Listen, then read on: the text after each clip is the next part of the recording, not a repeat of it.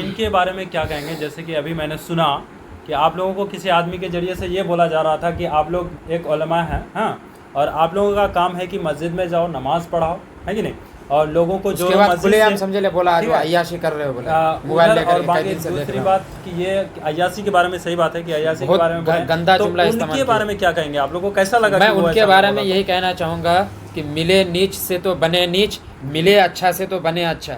जब अपने अंदर पूरे सीमांचल का गंदगी भर करके रखा है, किशनगंज में जितना नालिया चलता है पूरे गोबर घुसा रखा है, तो उसको अच्छा आदमी के अंदर गंदा चीज़ नज़र आता है। जैसे आप देखिए, जब उसका ज़ुबान से दाल नहीं गला, आप सियासत समझिए कि उसने मोबाइल का सहारा लिया, मोबाइल का सहारा लिया है। अगर तू असली बाप का औलाद है, मोबाइल रखा हुआ ले, कितनी लड़कियों का नंबर है, किससे क्या है, या छिनारी पना करता या कोई चीज़ है, तू सामने आकर के कर, तू खुलेआम कहीं खड़ा हो जाएगा, क्या हो, मर्दांगी थोड़ी, ये तो हिजड़ों का काम है। नहीं, हम लोग तो बता रहे हैं, बिल्कुल, आप से जुड़े हुए हैं, कुछ आलिम लोग हैं, क्या क्या नहीं किया है।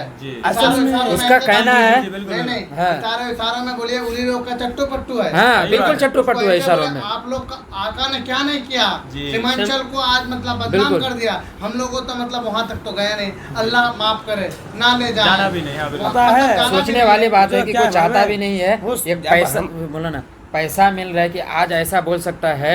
अगर हमारे थ्रू, हम लोगों के थ्रू अगर ज़रा सा कुछ पता चल जाए तो ऐसे लोग ही इल्ज़ाम लगाने की कोशिश करते हैं। तो हम लोगों को पहले चौकन्ना हो जाना चाहिए। सोचिए कितना खतरनाक। आज बोला अय्याशी, अय्याश हो बोले, तुम लोग को मस्जिद मदरसे में रहना चाहिए, तो क्या तू मौदा हाट में जाकर के मुजरा करने के लिए जाता है? भाई मैंने जवाब दिया उसको, मैंने ये कहा कि भाई आलिम दिन को कमाना, पैसे भी कमाना ज़रूरी है हालात के हिसाब से। मैं इशारों में बोला, मैं इसलिए वहाँ नहीं बोला कि वह आदमी है ना, वो औकात के हिसाब से, अपने औकात के हिसाब से दूसरे का बात सुनता है, इसलिए मैं उस आदमी के सामने जाता भी नहीं, बैठता भी नहीं।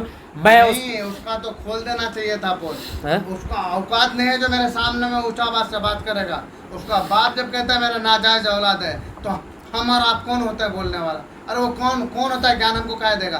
तुमने खिलाया है जो एक दिन हमको ज्ञान दोगे? क्या करें? एक चीज बताओ, तुम अपना मर्जी से कुछ करते हो, गलत लोगों के तुम पूरा दिन मुझे हाथ में मुजरा करते हो, दुकानदारी करते हो, हम तुम्हें टोके हैं? किसी को तुम समझाते हो, हम तुम्हें टोके हैं? तुम हमें समझाने वाला होते कौन हो? मैं क्या करूंगा, मेरा लाइफ है। भूखे रह जाएंगे, तुम हमें खिलाओगे क्या? मेरे घर में अगर कोई हमला हो जाए तो तुम बोलोगे क्या?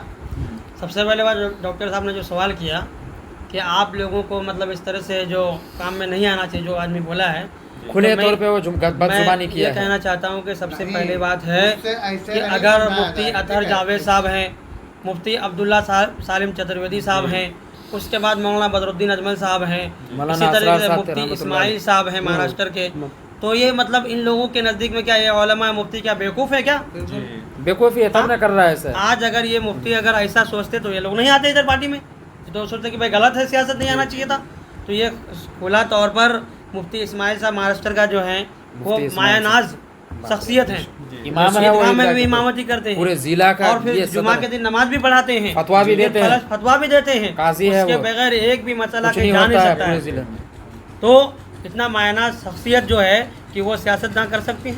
अच्छा ये और हजरत ने ये बात कहा कि नमाज का वक्त जिस वक्त हो जाए, नमाज पढ़ने के बाद आप जो है कि अल्लाह से फरियाद करके बाहर निकलिए, दुनिया की तरफ फैल जाइए, बिल्कुल दुनिया ज़मीन में अपना हक चीर के निकालिए।